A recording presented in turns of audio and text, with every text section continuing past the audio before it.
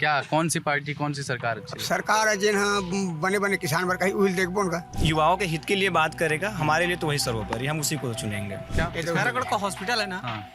वो बहुत खराब है, सोचे जाते हैं वहाँ बैठकर खाना नहीं खा सकते आदमी। प्रचार कर देना, प्रचार में करोड़ों रुपए खर्च कर देने से कुछ नहीं होता। धरातल में किसानों के हाथ में पैसा जाना चाहिए। राहुल गांधी जी की बात को वैसे भी कोई ज़्यादा सीरियस लेता नहीं है। अच्छा, उनकी बातें कोई नहीं लेता या आप नहीं लेते?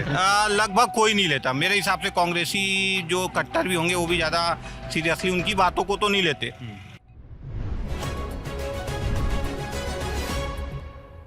भारतीय जनता पार्टी के लिए पूर्व मुख्यमंत्री रमन सिंह छत्तीसगढ़ में वृक्ष की तरह हैं, क्योंकि इतने सालों से वे राजनीति में सक्रिय हैं। जब छत्तीसगढ़ का निर्माण भी नहीं हुआ था, उसका गठन भी नहीं हुआ था, मध्य प्रदेश अविभाजित मध्य प्रदेश का वो हिस्सा था, और उन्हीं रमन सिंह बगल वाली सीट पे लड़ रहे हैं जहां अभी मैं खड़ा हूं। इस विधानसभा का नाम खैरागढ़ है, वो राजनांदगांव से लड़ रहे हैं।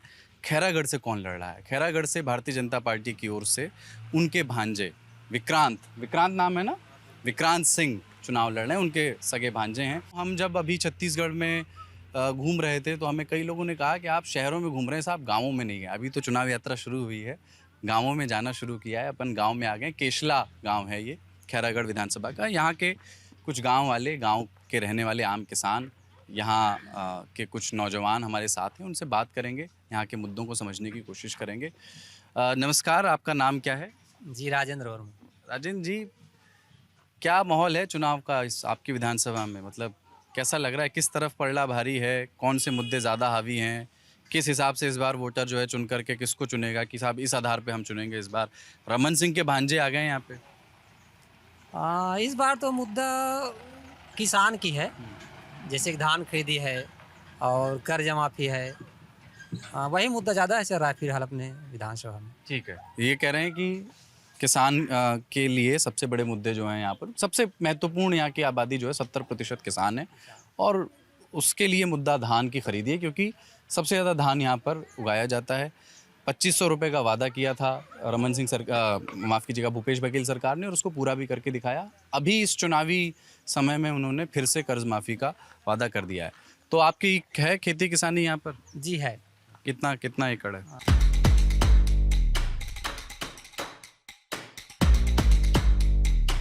मेरे खुद के नाम से 1.5 एकड़ है और बाबूजी के नाम से 7 एकड़ जमीन है, और एक भाई के नाम से भी 1 एकड़। कैसी फसल हुई? बढ़िया है फसल तो। हाँ? अच्छी है। तो अब काट ली फसल, अब बेचने को तैयार है? नहीं कटा है। नवंबर में तो खरीदी शुरू है। हाँ, कल से चालू हो जाएगा। पर अभी हम लोगों को लेट है थोड़ा भी। हाँ। बाकी किसानों को शायद तैयार हो गए, कल जाएंगे भी। पिछले 4 साल किसानों के लिए कैसे रहे? बहुत बढ़िया था, बहुत बढ़िया। किस लिहाज से बढ़िया? आपको क्या दाम मिला अपने उसका? हाँ, वो तो शुरुआत साल से हम लोगों को 2500 बोले तो 2500 दिए बिल्कुल। 4 किस्त हम अंतर करा। आप जब जाते हैं सहकारी समिति में तो वहाँ तो 2200 रुपये ही मिलता होगा, फिर बाद में उसका बोनस आता है। बोनस आता है, साल में 4 बार आता 4 है, बार अकाउंट में आ जाता है?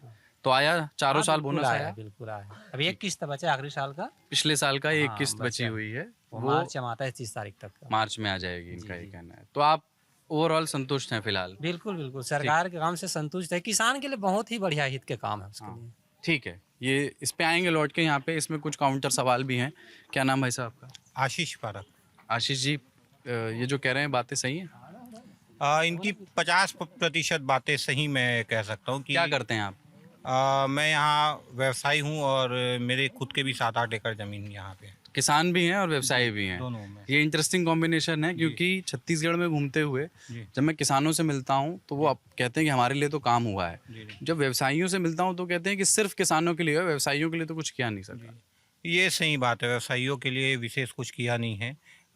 जैसे अभी आपको मैं बता रहा हूँ, हमारे यहाँ नया ज़िला बना है, तो नए ज़िले में उद्योग लगाने के लिए सब्सिडी मिलनी चाहिए। क्या बोलते हैं खैरागढ़ को? कौन से जिले का? केसीजी। क्या फुल फॉर्म है इसका नए जिले का? खैरागढ़ स्वीकदान गंडई। हाँ जी। ठीक है। तो ये सिर्फ चुनावी औद्योगिक सब्सिडी की बात कर रहे थे। हाँ, वो अभी तक कोई घोषणा हुई नहीं औद्योगिक सब्सिडी की कि यहाँ कोई नया उद्योग लग सके। नए उद्योग लगेंगे तो नए रोजगार के अवसर मिलेंगे, और खेती से संबंधित उद्योग यदि लगेंगे तो किसानों को और अच्छा दाम मिलेगा। तो उस क्षेत्र में सरकार ऐसा कोई काम करके दिखा नहीं रही है, और गांव में आज भी सड़कों की स्थिति खराब है। तो जहाँ सड़क नहीं, कनेक्टिविटी नहीं, वहाँ फिर व्यापार और उद्योग भी विशेष पनप तो सकता नहीं है। मैं इस पे आऊँगा अभी, चूंकि आप व्यवसायी भी हो और किसान भी हो, अपनी व्यवसायी का पक्ष बताया, किसान में पूछना है। इन्होंने सड़कों का जिक्र किया, ये गांव की एक बात है। ये यहाँ ये सड़क ठीक ठाक बनी है, सिर्फ बताने के लिए। ये आगे सड़क बनी हुई थी पर अभी टूट गई है। ये नदी है, क्या इस नदी का नाम है? हाँ, आमनेर मोती नाला उसको बोलते हैं। छोटी सी नदी है और उसके ऊपर का पुल टूटा हुआ है, जो कुछ समय से बन रहा है। लगभग कितने समय से बन रहा है? 1 साल से बन रहा है। तो पुल अभी भी निर्माणाधीन है। उसके बगल से एक छोटी कच्ची सड़क अभी निकली हुई है, छोटी सी है। इसके आगे का पैच ठीक है, और यहाँ तो भाई साहब सड़क अच्छी बनी हुई है। तो ठीक है सड़क गांव के हिसाब से। ये तो प्रधानमंत्री सड़क योजना के तहत जो बनी अच्छा, थी। ये प्रधानमंत्री सड़क जी योजना जी, है। ये केंद्र सरकार की अंदर योजना कुछ है। आरसीसी रोड वगैरह? अंदर गांव में कोई ऐसा नहीं है, गली में कीचड़ है और बरसात के समय में तो बहुत तकलीफ हो जाती है। ये बस एक सड़क बनी। अब अपन जैसे किसानों को खेत जाना है तो इस तरफ की सड़कें भी खराब है, इस तरफ पूरा लोगों का खेत पड़ता है, वो सड़क भी खराब है। अभी बीच में जब बारिश हुई थी तो ये डाइवर्सन पुल टूट गया था, तो किसान जिनका खेत उस नदी के उस पार है या उस तरफ के किसान जिनका खेत इस तरफ है, उनको आने जाने में तकलीफ हो रही थी। हम लोग को 14 किलोमीटर बाहर गांव से घूम के नदी के उस पार जाना पड़ रहा था। तो मूलभूत स्ट्रक्चर जो है ना वो बहुत ज़्यादा दयनीय स्थिति में। आपके यहाँ से, स्थिति भी बहुत खराब। आपके यहाँ से अगर गलत हूँ तो मुझे करेक्ट कीजिएगा कि 2018 के चुनाव में छत्तीसगढ़ जोगी कांग्रेस से, जी जो क्या उसको सीसीजी बोलते हैं, जनता कांग्रेस जोगी, जो अजीत जोगी जी की पार्टी है, जब अब उनके सुपुत्र अमित जोगी उसको देखते हैं, वहाँ से यहाँ के जो राज परिवार के व्यक्ति हैं देवव्रत सिंह, वो चुनाव जीते थे। फिर उनका निधन हो गया 2022 में, 21 में। तो 22 में यहाँ पे उपचुनाव दोबारा हुए, जिसमें कांग्रेस की ओर से यशोदा वर्मा जीत के आई, जो आप ही के समाज, मतलब इस गांव में जो समाज बहुल है। सामने अवंतीबाई लोधी की एक प्रतिमा है। अवंतीबाई लोधी जो हैं वीरांगना हैं और लोधी समाज से हैं, स्वतंत्रता सेनानी हैं। लोधी समाज बहुत इज्जत, बहुत सम्मान से इनको देखता है। इसलिए देखिए, गांव की शुरुआत, गांव का ये मुख्य चौक है, यहाँ पे प्रतिमा लगी हुई है। आपके समाज का विधायक, कांग्रेस का विधायक, आप बता रहे हो कि सड़क नहीं बनी, इतनी समस्या, उनसे कहा नहीं कभी आपने? समाज के स्तर पे उनसे लोगों ने बात की है। मैं खैर दूसरे समाज से आता हूँ, लेकिन लोगों ने समाज के स्तर में भी बात की है। लगातार लोग जाते रहे, आते रहे। हमारे यहाँ के पंच सरपंच भी उनके से मिलने गए, 1-2 घोषणाएं भी उन्होंने की, लेकिन करीब 2 साल का समय हो गया कि उन पर कोई अमल हुआ नहीं। अच्छा, उन पर अमल नहीं हुआ। मैं आपके पास आऊँगा उसके बाद। क्या नाम है आपका? मेरा नाम ओमकार वर्मा है। ओमकार वर्मा जी, क्या है यहाँ पे माहौल? माहौल ऐसा है कि कान लाल क्यों हो रहे हैं तुम्हारे? कान लाल गर्मी के कारण हो रहा है। नर्वस हो रहे हो क्या? कैमरा नहीं, नर्वस नहीं हो रहा, एडिटेड होगा ना, मुझे पता है। ठीक है, तो मुद्दा ऐसा है कि अभी फिलहाल कुछ कहा नहीं जा सकता, लेकिन फिर भी जैसे कर्जा माफी चल रहा है तो उसके हिसाब से तो अभी झुकाव कांग्रेस की तरफ दिख रही है। बट मैं एक युवा हूँ और युवा के नाते बीते जो 5 वर्ष जो सरकार रही कांग्रेस की, वो ज़्यादा अच्छा नहीं रही। भर्ती आई भी नहीं, और बेरोजगारी भत्ता जो दिया जा रहा है लगभग वो भी किसी को ऐसा मिल नहीं रहा है। कैसे क्राइटेरिया जो बनाया गया है वो कोई फुलफिल नहीं कर पा रहा है। क्राइटेरिया क्या है? क्राइटेरिया में जैसे एक परिवार से केवल एक सदस्य को मिलना है, या जैसे कोई अगर किसी परिवार में 5 एकड़ से ज़्यादा खेती है तो उसको बेरोजगारी भत्ता मिलना भी नहीं है। उनका जीवित पंजीयन मांगा गया था, जो कोविड के समय लगभग लॉकडाउन के कारण जो है संस्थाएं जब बंद थी, लगभग है ना, लॉकडाउन के कारण, तो लोग पंजीयन नहीं करा पाए। अब जो कराए कुछ उनको बस मिल रहा है, ऐसा टाइप का है। और आपके यहाँ गांव में किसी को मिला? 1-2 बच्चों को बस मिल रहा है ऐसा, बाकी और किसी को नहीं मिल रहा है। अच्छा, हाँ। तो आप क्या करते हैं? मैं अभी फिलहाल बेरोजगार हूँ और फैमिली के साथ किसानी और कुछ प्राइवेट काम भी करता हूँ ऐसे। पढ़ाई क्या की? पढ़ाई मेरा अभी पीजी चल रहा है, ग्रेजुएट हूँ, और साथ में डीएड भी कंप्लीट किया हुआ। पीजी किस में कर रहे हैं? मैं अभी मास्टर ऑफ इंग्लिश। अच्छा, तो यार आप पढ़ाई कर रहे हैं और आप नौकरी भी तलाश रहे हैं। अभी आपने एक मुद्दा है इस इलाके में, मुझे पता नहीं कितना, पर बिलासपुर के इलाके में बड़ी उसकी चर्चा होती है, वो है CGPSC का मुद्दा, है ना। एक एग्ज़ाम हुआ जिसके तहत सरकारी नौकरियां मिलती हैं और अच्छी प्रतिष्ठित पदों पर नौकरियां मिलती हैं, और उसमें एक कथित घोटाला सामने आया जिसमें ये कहा गया कि साहब जो चेयरमैन थे CGPSC उसके, और उनके जानने वालों को, उनके रिश्तेदारों को, अधिकारियों के पुत्र सुपुत्रियों को जो है नियुक्तियां दे दी गई, जबकि जब आंसर शीट सामने आई तो उनके कुछ सवाल जवाब जो है गलत भी थे। विवादित थे। हाँ, विवादित थे। नहीं, वो तो CGPSC वाले मामला तो है ही, और उसके अलावा तमाम जो भर्तियां हैं वो भी लगभग नियमों को बोलते हैं ना, ताक में रख के भर्ती करना, और किसी भी भर्ती में लगभग पारदर्शिता बरती नहीं गई है। ऐसे आनन फानन में भर्ती किया गया है जिसमें घोटाला जो है चरम सीमा पे चला गया, ऐसा टाइप का है।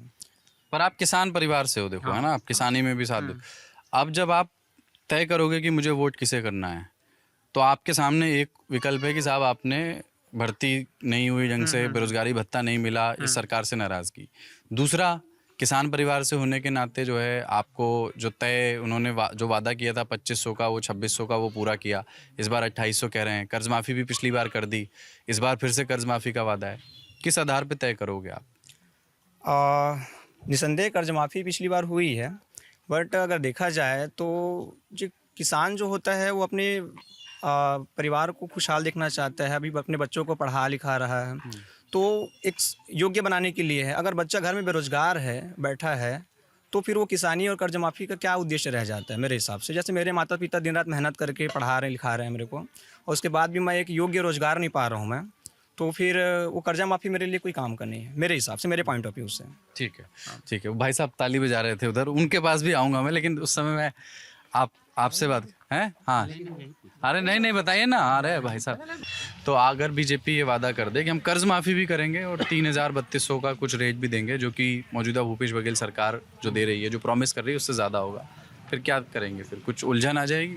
नहीं, उलझन तो कुछ नहीं आएगी, लेकिन स्पष्ट करना चाहिए। जो भी घोषणा कर रहे हैं 2500 देना है तो 2500, जैसे बेरोजगारी भत्ता। अब क्या है, हमारे गांव में 1-2 लोग को मिलता है, 12वीं पढ़े तो 80-90 लोग होंगे, लेकिन उसको स्पष्ट करना चाहिए एक रूप से। मतलब ये तो रजिस्टर्ड नहीं करा पाए ना लोग, रजिस्ट्रेशन के बाद। कोरोना काल में कौन कराएगा रजिस्टर? ये सब चीज़ पहले से घोषणा में कर देना चाहिए। कोई भी चीज़ हो, मतलब घोषणा करने से पहले डिक्लेयर करना चाहिए कोई भी चीज़ को। अच्छा, कर्ज माफ़ी पे आप लोग क्या सोचते हैं कि कर्ज माफ़ी पे? कर्ज माफ़ी, हाँ, बहुत अच्छा सवाल पूछा। कर्ज माफ़ी पिछले समय चुनाव में कर्ज माफ़ी हुआ, लेकिन जिला सहकारी बैंक का संपूर्ण कर्ज, स्टेट बैंक, अदर बैंक, उधर का मुश्किल से 20 से 30%, तो उसको भी डिक्लेयर करना चाहिए। मतलब 2 लाख या परसेंटेज में ऐसा है। कितना करेंगे ये स्पष्ट नहीं है। नहीं है, प्राइवेट बैंक का करेंगे कि नहीं करेंगे? जिला SBI में खाता था हाँ। पिछले साल, मेरा 180 का खाता है, लगभग मेरे को 30 से 40 हज़ार मिला छूट का। मैंने लेट से बढ़ाया, उसका 25 से 30 हज़ार रुपये मैंने भुगतान किया। तो मतलब आपको देना पड़ा, हाँ, ब्याज निपटाना पड़ा। हाँ। तो वो भी क्लियर करना चाहिए। मतलब कोई भी बैंक अगर कर रहा है तो परसेंटेज हिसाब से करना, परसेंटेज या 2 लाख रुपया, 2 लाख या 3 लाख रुपया, 3 लाख रुपया। जैसे जिला का अगर किसी का 7 लाख है, 8 लाख है, 10 लाख हो गया। अदर बैंक का कोई नहीं, 10%, 20%, फिर उनको क्या फायदा मिला? ठीक है, कर्ज माफी क्लियर कट करना चाहिए। कर्ज माफी के मामले में मतलब स्पष्टता नहीं। आपका क्या नाम है? गौतम। हाँ, गौतम। हाँ। क्या करते हैं आप? बस खेती बाड़ी वाले ना हमारी। खेती बाड़ी करते हैं। तो ये जो कह रहे हैं सरकार कौन सी आपको अच्छी लगती है? क्या कौन सी पार्टी, कौन सी सरकार अच्छी लगती सरकार है जिन हाँ बने किसान वर्ग का उहिल देखबो उनका, है? जो किसान के हाँ, काम करेगी वो हाँ। उसी को देंगे। तो कौन सी कर रही सरकार किसान की? अभी कोनो नहीं दिखा मोला तो। कांग्रेस भी नहीं कर रही? दिखा थे ना, बीजेपी दिखा थे। क्यों? कांग्रेस ने तो धान खरीद लिया सब आपका। अब धान खरीद ले, धाने भर में थोड़ी यही कितने तो मुद्दा भाई, कोई घोषणा बना, घोषणा पूरा करे इसका। घोषणा पूरा नहीं किया? कौन सा नहीं किया पूरा? कतनो घोषणा है, उसका नाम तो बता नहीं सकते हम, पर घोषणा बहुत है। घोषणा है ऐसे, हाँ, जैसे कि एक गुरुआ भारी, ठीक है, ये कुछ खोल नहीं दिए, है। लेकिन खोलने से कुछ नहीं होता। उसको धरातल स्तर, जमीनी स्तर में उसको चलाना पड़ता है। जाकर देखिए वहाँ गौशाला सब है। सरकार धान की जो हर साल उपज है इस प्रदेश में वो बढ़ती जा रही है। मेरे ख्याल से पिछले साल 1 लाख मीट्रिक टन है, 1,20,000 मीट्रिक टन जो है सरकार जो उपज यहाँ पे बढ़े, हर साल बढ़ रही है। धान के किसानों को बढ़ावा दिया जा रहा है ना, कि वो ज़्यादा से ज़्यादा फसल करें। इसमें एक चिंता है, 2-3 चिंता। एक, अगर आप लगातार धान उगाएंगे एक ज़मीन पर, तो वो उस ज़मीन की उर्वरक क्षमता को क्या वो प्रभावित करेगा, पहला। दूसरा, क्या पानी के स्रोत कम होंगे, क्योंकि धान में लगता है गुरु पानी, और ज़्यादा पानी लगता है। उतनी बारिश तो नहीं होती यहाँ पर, तो अगर आप बोरवेल ज़्यादा करेंगे तो धीरे धीरे उसका जलस्तर नीचे जाएगा। तो छोटे से इलाके में मल्टीपल बोरवेल हैं, कई सारे बोरवेल हैं, तो ये लॉन्ग टर्म में छत्तीसगढ़ के जल स्तर के लिए नुकसानदायक नहीं? लॉन्ग टर्म में तो आप जो बोल रहे हो वो एकदम सही है, जल स्तर के लिए हानिकारक तो है। लेकिन चूंकि सरकारें जो भी बनती है सिर्फ वोट बैंक को देखती है, बहुत लंबा उनका विज़न नहीं रहता इस कारण ये सब चीज़ें होती है। अब आप फसलों की बात कर रहे हैं तो आपको बताता हूँ कि पहले इस क्षेत्र में सोयाबीन की फसल बहुत मात्रा में होती थी, जो धीरे धीरे घट के कम होती जा रही है। उसका सबसे बड़ा कारण ये है कि सरकार और बाज़ार जो है सोयाबीन का सही मूल्य नहीं दे पा रहा है और उत्पादन भी घटा है। जबकि आज हमारे देश में तिलहन हम बाहर से आयात करते हैं, तेल जो है हम बाहर से आयात करते हैं, उस मामले में हम आत्मनिर्भर नहीं हैं। तो ऐसी स्थिति में धान के साथ साथ सोयाबीन जैसी फसलें, तिलहन जैसी फसलों के ऊपर सरकार को इनपुट सब्सिडी देनी चाहिए। यहाँ घोषणाएं जरूर की थी सरकार ने 10,000 रुपये एकड़ हम देंगे करके, लेकिन वो किसी के खाते में नहीं आया। इस कारण से लोगों ने वो सब सोयाबीन बोना जो है वो कम कर दिया। को ये मौजूदा सरकार वैसे बढ़ावा, जो छत्तीसगढ़ की भूपेश बघेल सरकार है, वो मिलेट्स जिसको बोलते हैं, मोटा अनाज, कोदो, उसको बढ़ावा तो दे रही है? नहीं, बढ़ावा दे रही है, लेकिन उसका उत्पादन कम है और उत्पादन कम है, उस हिसाब से उसका मूल्य भी नहीं मिलता। तो ऐसे में बढ़ावा सिर्फ प्रचार कर देना, प्रचार में करोड़ों रुपए खर्च कर देने से कुछ नहीं होता। धरातल में किसानों के हाथ में पैसा जाना चाहिए, तभी मिलेट्स का उत्पादन वो करेंगे। एक बात गुरु, आप इन्होंने बताने की कोशिश की, आपकी क्या है कि यहाँ इतना ये जो धान पे निर्भरता है ना, कि हम धान ही करेंगे, धान पे अच्छा पैसा भी मिल रहा है, इसमें कोई शक नहीं, किसान का फ़ायदा भी उसमें है, पर उसकी निर्भरता ख़त्म क्यों नहीं हो पा रही? किसान कुछ और फसलों की ओर क्यों नहीं देख रहा? क्योंकि अगर वो करेगा तो ज़मीन के लिए, उर्वरता के लिए बेहतर है, एक बायोडाइवर्सिटी के लिहाज से बेहतर है। क्या सोचते हो आप इस पे? अगर धान के अलावा भी अगर सरकार जो है बाकी में भी समर्थन मूल्य तय करके अच्छा अगर देती रकम, तो शायद धान पे निर्भरता जो है कम हो जाती। किसान मतलब अगर सरकार करेगी तो किसान तैयार है कुछ भी लगाने कर सकते हैं। जैसे अब बात भैया ने सोयाबीन की कही, तो ऐसा कुछ होता है तो लोग अभी बहुत से किसान जो है ना, अपना जो हमारे साइड में भर्री और डोली बोलते हैं, तो जो सपाट जमीन होता है ना उसको भर्री बोला जाता है, उसको जेसीबी से करवा के फिर डोली बनाने का काम चल रहा है, क्योंकि धान में ज़्यादा पैदावार हो रहा है और फ़ायदा हो रहा है। और सरकार का जो ज़्यादातर जो ध्यान है वो धान के ऊपर केंद्रित है, तो निर्भरता फिर और ज़्यादा बढ़ रही है और ऊपर से समर्थन मूल्य धान का ही बढ़ रहा है, बाकी को तो फिर नज़रअंदाज कर दिया जा रहा है। इंस्टाग्राम देखते हो? हाँ देखता हूँ मैं। हाँ देखते हो? ललन टॉप भी देखते हो? हाँ पूरा फॉलो करता हूँ। आप लोग पूरा फॉलो करते हो? कौन नेता अच्छा लगता है देश में? देश में नेता अच्छा वाली बात नहीं है, अगर जो सबके हित में कार्य करे वो तो वही सही नेता है हमारे लिए, तो है ना। अभी छत्तीसगढ़ में जैसे केवल अभी चुनावी जो माहौल है वो किसानों के ऊपर, किसानों को रख के किया जा रहा है, लेकिन बाकी अन्य वर्ग को तो पूरा अछूता समझ मतलब छोड़ दिया गया है ना। खास करके जैसे युवाओं के लिए बोल रहे हैं, अब युवाओं को मतलब बिल्कुल भी ऐसा कुछ हुआ नहीं है उनके लिए, है ना। अगर रोजगार की बात हुई है तो वो केवल कागज़ों में हुई है, ज़मीनी स्तर पर तो दिखता ही नहीं है। अभी तथाकथित अभी CGPSC घोटाला हुआ है ना, आप जैसे पता है। रायपुर में आ रहा था, रायपुर में वहाँ पे बड़े बड़े बैनर लगे हुए हैं कि पूरे देश में सबसे कम बेरोजगारी दर जो है छत्तीसगढ़ की। अब वो बैनर में ही है, रियल में तो ऐसा कुछ है नहीं।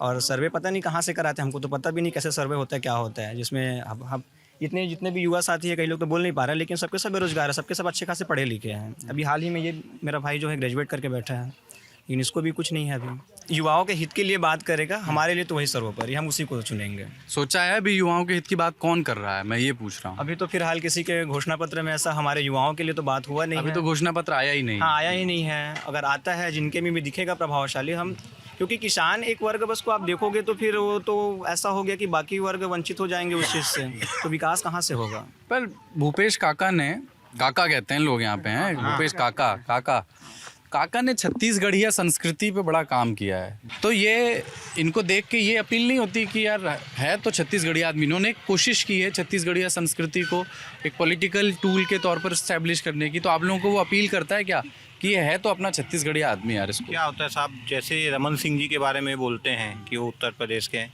हमारे छत्तीसगढ़ में एक कहावत होती है कि मोर नेरवा यहाँ गड़े है। नेरवा का मतलब होता है जो जन्म के समय जो नाभि से प्लेसेंटा जो रहता है, तो उसको ना गांव के गर्भनाल जी, तो उसको स्कूल के पास गड़ा देते हैं, मतलब ये है। तो इसका मतलब ये होता है कि उसका जन्म यहीं हुआ है, तो जिसका जन्म जहाँ होता है वो वहीं का निवासी कहलाता है। मैं सिर्फ ये पूछ रहा हूँ, छत्तीसगढ़िया का जो उनकी अपील है वो आपको अपील करती है कि नहीं? बहुत ज़्यादा अपील नहीं करती। हम पहले भी भौरा बाटी कर खेलते थे, आज भी खेलते हैं, तब भी गांव में वैसे ही चलता था, आज भी वैसे ही चलता है। तो बहुत बड़ा वो नहीं है, कुछ मामलों में उन्होंने काम किया है। क्या जैसे छत्तीसगढ़ी का सबसे बड़ा चीज़ में वो लगा कि वो जो मिलेट्स के उत्पादन के बारे में जो जिससे रियल में कुछ जाए बाहर, और गढ़ कलेवा जो है, ये सब चीज़ों छत्तीसगढ़ी व्यंजनों का, छत्तीसगढ़ी खेलों का तो ये सब चीज़ें निश्चित तौर पे प्रभावित जरूर करती है, लेकिन उससे कोई बहुत बड़ा इशू और बहुत बड़ा विषय ये नहीं है। ये सिर्फ एक छद्म चेहरा है लोगों को दिखाने के लिए कि मैं छत्तीसगढ़िया हूँ करके, अंदर सब काम वही हो रहा है जो ऊपर से आता है। एक बात बताइए, आपका इतना बड़ा प्रदेश है, एयरपोर्ट एक ही है जी। राहुल गांधी आए थे अभी चुनावी रैली में, राजनांदगांव में भी आए थे, कवर्धा में भी आए, तो बोल के गए कि इसकी बार आप जिताओ तो हम 3 इंटरनेशनल एयरपोर्ट खुलवा देंगे यहाँ पे, 3 इंटरनेशनल एयरपोर्ट। तो इससे क्या होगा कि यहाँ का किसान भी जो है अपना धान, अपनी फसलें बाहर तक बेच सकेगा। ये तो एक बड़ा इंटरेस्टिंग वादा है। राहुल गांधी जी की बात को वैसे भी कोई ज़्यादा सीरियस लेता नहीं है। अच्छा, उनकी बातें कोई नहीं लेता या आप नहीं लेते? लगभग कोई नहीं लेता। मेरे हिसाब से कांग्रेसी जो कट्टर भी होंगे वो भी ज़्यादा सीरियसली उनकी बातों को तो नहीं लेते। एक वक्त में हमारे बघेल जी की बातों को ले भी ले, लेकिन राहुल गांधी जी की बातों को विशेष कोई सीरियस क्यों ऐसा क्यों लगता है आपको? क्योंकि उनके में वो मैच्योरिटी दिखती नहीं है। उनके बयान भी जो आते हैं कई बार हास्यप्रद आ जाते हैं। एक आप देश के लीडर हैं, पूरा देश आपको देख रहा है, विदेशों में भी आपको देखा जाता है कि ये अपोजिशन में ये भारत का लीडर है, तो उस हिसाब से उनके अंदर परिपक्वता दिखती नहीं है। अभी इतना जैसे वो बहुत लंबे समय से संघर्ष कर रहे हैं राजनीति में, ये बात सही है, लेकिन अभी एक बहुत लंबी भारत जोड़ो यात्रा करके आए हैं वो, है ना, पूरे देश में घूम के आए हैं। उसके बाद से लोग कह रहे हैं उनकी छवि बदली है, उनको अब एक सीरियस पॉलिटिशियन के तौर पर देखा जा रहा है, क्योंकि उन्होंने पूरा देश घूमा है। और भारत जोड़ो यात्रा के बारे में भारतीय जनता पार्टी के लोग भी बहुत ज़्यादा नकारात्मक नहीं बोल रहे हैं, बोले कि हाँ चलो एक व्यक्ति देश तो घूमा है। नहीं, वो ठीक बात है, भारत जोड़ो यात्राएं उन्होंने की है और विशेष ज़्यादा जानकारी तो मेरे को उसके बारे में है नहीं, लेकिन यात्रा उन्होंने भारत जोड़ने के लिए की है। लेकिन यात्रा कर लेने से ही वो धरातल पे उनका, जैसे हमारे छत्तीसगढ़ में भारत जोड़ो यात्रा के तहत छत्तीसगढ़ में भी उनको आना था, छत्तीसगढ़ के किसानों से मिलना था, छत्तीसगढ़ के मजदूरों और युवाओं से मिलना था। यहाँ का दुख दर्द उनको कैसे पता चलेगा? वो सिर्फ भारत जोड़ो यात्रा के माध्यम से सिर्फ और सिर्फ अपना चुनाव प्रचार किए हैं। जैसे मध्य प्रदेश गए हैं, जहाँ जहाँ भाजपा शासन है, जहाँ कांग्रेस कमज़ोर है, उन राज्यों में गए। जहाँ एक्चुअल में जैसे छत्तीसगढ़ में उनकी सरकार है, वो यहाँ आए ही नहीं। तो यहाँ के युवाओं का, यहाँ के गरीबों का, यहाँ के किसानों अब आ रहे हैं, रैली करने तो आ रहे हैं, खैर चुनाव के समय आ रहे हैं, ठीक है। गरीब का आवाज़ तो नहीं देख पाएंगे यहाँ, गरीब का आवाज़ जो नहीं बना है वो तो वो नहीं देख पाएंगे ना जब तक आएंगे। राहुल गांधी के बारे में जो कह रहे थे कि लोग सीरियसली नहीं लेते हैं उनको, इनका ये कहना है, ये सीरियसली नहीं ले रहे हैं या लोग सीरियसली नहीं ले रहे? लोग सीरियसली लेते, फिर पूरा छत्तीसगढ़ में आज किसानों की सरकार है, बताइए। ले रहे हैं सीरियसली आपके बिल्कुल, साथ? एकदम सहमत है। राहुल गांधी की योजना है जो किसानों के कर्ज माफ का आप सुविधा में घोषणा किए थे पिछले चुनाव में, और पूरा छत्तीसगढ़ में साबित करके दिखा है, इसको कोई नहीं नकार नहीं सकता। यहाँ सभी 90% किसान हैं, सबको पता है कि कांग्रेस सरकार केवल किसान, गरीब, मजदूर, युवाओं सब के लिए एकदम एक सटीक काम करे, बोला कोई नहीं नकार नहीं सके। एकदम ये 100% सही बात है। कौन सा नेता सबसे अच्छा लगता है? नेता तो सभी हैं, लेकिन जो आम आदमी, किसानों, गरीबों सबके लिए काम करे वही नेता है ना। नेता से मतलब थोड़ी है, चाहे राहुल गांधी हो या प्रधानमंत्री मोदी जी हो या भूपेश बघेल हो। आपके यहाँ से चलिए, मैं यहाँ से शुरू करता हूँ पहले, विधानसभा से। यशोदा वर्मा जी यहाँ से चुनाव लड़ रही हैं, कांग्रेस की ओर से, विधायक भी हैं वो। 2022 में वो विधायक बनी उपचुनाव में, 22 उनको एक ही साल मिला काम करने का। एक साल में उन्होंने क्या क्या किया? एक साल में मान के चलो हर गांव में एक दो घोषणा किए वो, पर हर गांव को ना एक घोषणा तो बिल्कुल वो पूरा कर दिए, मान के चलो। यहाँ क्या पूरा किया? सीसी रोड दिए थे वहाँ 1 नंबर का, और इसके बन गया सीसी रोड? नहीं बना, इसका मूर्ति दिया है, वो छतरी आ गया, लेकिन अब सरपंच लोग नहीं बना पाए इसको। एस्टीमेट भी बन गए, सब बन गए, लेकिन अभी नहीं हुआ है काम। ये योजना पास हो गए और वो भी उसमें है, क्या बोलते हैं उसके, मान के चलो आगे है प्रोसेसिंग में। आप लोग का यहाँ पे अस्पताल कहाँ है, कितना दूर? खैरागढ़ में 12 किलोमीटर दूर में। खैरागढ़ का जो अस्पताल है, मैं वहाँ पूछ रहा था खैरागढ़ में लोगों से, कह रहे थे बहुत अच्छा नहीं है, कई बार डॉक्टर नहीं उपलब्ध रहते हैं। वो बहुत पुराना है, बहुत दिनों से वैसे है। वहाँ खैरागढ़ की चलता है भैया, उसमें क्या कह रहे हैं? क्या खैरागढ़ का हॉस्पिटल है ना, वो बहुत खराब है, सोचा जाता है। वहाँ बैठकर खाना नहीं खा सकते आदमी, ऐसा स्थिति वहाँ का। अगर एक आध बार टाइम मिले तो बिल्कुल अंदर जाके देखिए, वहाँ बाथरूम से, शौचालय से लेके कहीं का हाल ठीक नहीं है, इतना ख़राब है। मैं 2-3 बार गया हूँ, कई बार मेरे पेशेंट भी है, उनके साथ भी गया हूँ। तो इसके पहले जो विधायक रहे, देवव्रत सिंह रहे, यशोदा वर्मा भी 1 साल से हैं, कई विधायक आए। और उसके पहले तो आपके यहाँ से राज परिवार है ना, रानी जी यहाँ से जीतती रही, क्या नाम था, रानी रश्मि है ना, तो 3 बार 4 बार लगातार जीती कांग्रेस में 90-93 के समय। तो कभी इस पे काम नहीं हुआ? कुछ नहीं हुआ। खैरागढ़ का हॉस्पिटल आज भी वैसी को तो वैसी। आप लोग मुद्दा ही नहीं मानते उसको, तो जब आप उसको मुद्दा बना के वोट दोगे तब तो काम होगा। कई बार बोल चुके उसके बारे में, लेकिन ध्यान नहीं देते। और क्या स्थानीय मुद्दे हैं खैरागढ़ विधानसभा, क्या मुद्दे हैं? फिर मैं आऊँगा प्रदेश स्तर के और देश स्तर की बात करनी। आइए बैठिए। हाँ, क्या स्थानीय मुद्दे हैं यहाँ के? स्थानीय मुद्दे, सबसे बड़ा मुद्दा तो अस्पताल का मुद्दा है। हाँ, और दूसरा मुद्दा सिर्फ ऑफिस ही बना है, अभी उसमें कोई कार्य योजनाएं, मतलब कार्य योजना बनी नहीं है। जिला बनने के जिला करो, कलेक्टर साहब बैठने लग गए हैं? कलेक्टर साहब बैठने लग गए हैं। जिला बनने के बाद 3 बार बजट आ गया है, बजट में कोई विशेष प्रावधान यहाँ के लिए किया नहीं गया है। ऐसा जिला बनाया गया है खैरागढ़, गंडई, छीकदा। तो अब ये तीनों शहरी आपस में लड़ने लग जाएंगे कि जिला अस्पताल कहाँ बनेगा, आरटीओ का ऑफिस कहाँ बनेगा। ये भविष्य के गर्भ में काफ़ी सारी मतलब लड़ाइयाँ। ये जिले में 3 शहर हैं। तीन शहर तीन हैं। शहर। जिला मुख्यालय क्या होगा ये भी तय नहीं? ये अभी खैरागढ़ बोल रहे हैं, लेकिन अभी पुख्ता तौर पे तय वो भी नहीं है। अच्छा, अभी तो कलेक्टर कहाँ बैठ रहा है? कलेक्टर भी खैरागढ़ में बैठे, मान के चलिए वही होगा। किराए की अस्पताल, किराए के बिल्डिंग में वो बैठ रहे हैं अभी तो। राजनीति से आप लोगों की अपेक्षा क्या होती है? जैसे पॉलिटिक्स है, आप लोग वोट दे के आते हो, क्या सोचते हो कि ये लोग हमें क्या दें बदले में? क्षेत्र का विकास करें, यही सोचते हैं। क्षेत्र के विकास का मतलब क्या है? क्या क्या होना चाहिए? या तो रोड, स्कूल, हॉस्पिटल, कॉलेज। ये तीनों चारों काम हुए हैं आपके यहाँ? नहीं, अभी 5 साल में तो उतना कुछ कोई काम नहीं हुआ है। जो भी है वो रमन सिंह के राज में ही काम हुआ है, या सड़क का हो, या हॉस्पिटल का हो, या स्कूल का हो। हाँ, लेकिन मेरा मानना है कि स्कूल, सरकारी स्कूल, उसमें सुधार होना चाहिए। जो बच्चे, छोटे छोटे बच्चे पढ़ने जाते हैं, अगर उसका नीचे स्तर अगर ठीक नहीं रहेगा तो ऊपर स्तर कहाँ से ठीक सर रहेगा? आत्मानंद स्कूल खोले इन्होंने देश भर में, 350 से ज़्यादा इंग्लिश मीडियम, लगभग 350 हिंदी मीडियम। कई जगह जाकर देखिए, वहाँ भी टीचर का उतना अच्छा बैकग्राउंड नहीं है। खैरागढ़ में जाके देखिए, 2 शिफ्ट में स्कूल लगता है वहाँ भी, अभी तक का उसका बिल्डिंग नहीं बना है। यहाँ कहाँ पर है आत्मानंद स्कूल? कितनी दूर है? छुई कदम 12 किलोमीटर, और वही खैरागढ़ भी में है, लेकिन अभी तक का उसका बिल्डिंग या स्कूल का न्यू स्ट्रक्चर ऐसा कुछ नहीं है। कोई भी चीज़ शुरुआत करने से पहले मतलब उसका निर्माण करना चाहिए। ये सब चीज़। ये देखिए विक्रांत सिंह की जो चुनावी गाड़ी प्रचार के लिए आ गई है, और विक्रांत सिंह उर्फ चिंकू भैया खैरागढ़ विधानसभा से सहज, सरल, मिलनसार, लोकप्रिय युवा भाजपा के अधिकृत प्रत्याशी। ये अधिकृत हैं, अनाधिकृत प्रत्याशी कौन होता है? लेकिन ये रमन सिंह के भांजे हैं। विक्रांत सिंह यहाँ से चुनाव लड़ रहे हैं, और यशोदा वर्मा जो मौजूदा विधायक हैं उनसे इनका मुकाबला है। ये इस क्षेत्रीय यहाँ के जो लोकल मुद्दे हैं उसमें अस्पताल और स्कूल की बात हुई।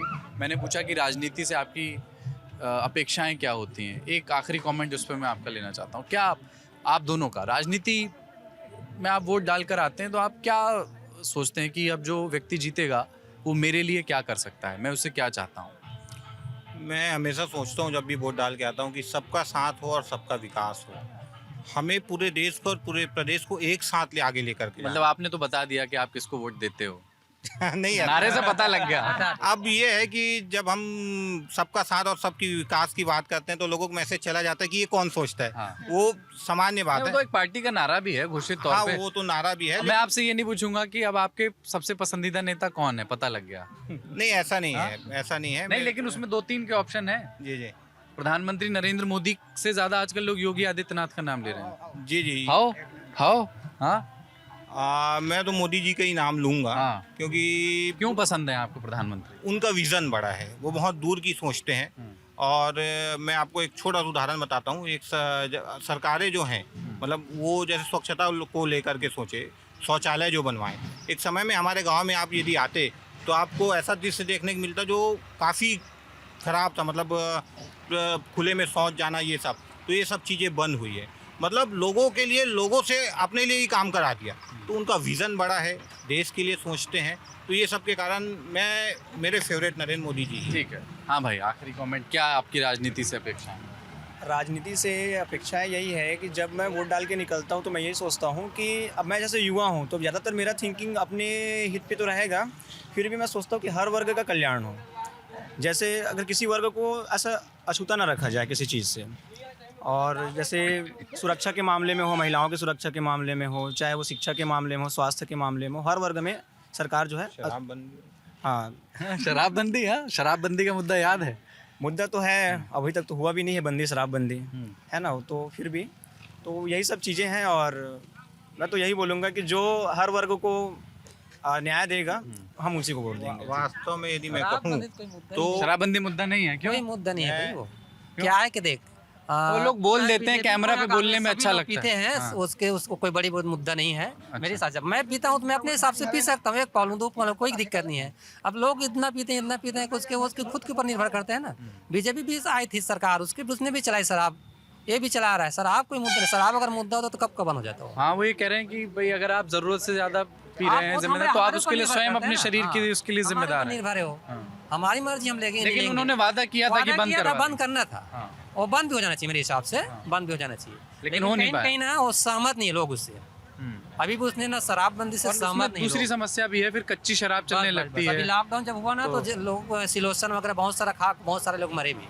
वहाँ जंगल से वो जो उगाड़ते हैं ना वहाँ से, उसके भी पिए शराब नहीं है। 2-3 महीने लॉकडाउन में। ठीक है, ठीक है। तो ये खैरागढ़ विधानसभा क्षेत्र में हम लोग हैं, उसका एक केशला गांव है। ये बातचीत आप सुन रहे थे, यहाँ के जो स्थानीय गांव के लोग हैं, ग्रामीण जो हैं, उनसे बात कर रहे थे। उनके लिए कौन से मुद्दे सबसे बड़े हैं?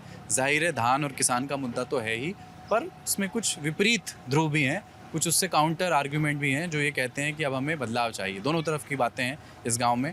केशला गांव है ये खैरागढ़ विधानसभा का, जहां से पूर्व मुख्यमंत्री रमन सिंह के भांजे विक्रांत सिंह चुनाव लड़ रहे हैं। मेरा नाम कुलदीप है। देखते रहिए दी लल्लन टॉप की चुनाव यात्रा। कैमरा के पीछे हैं पंकज सैनी।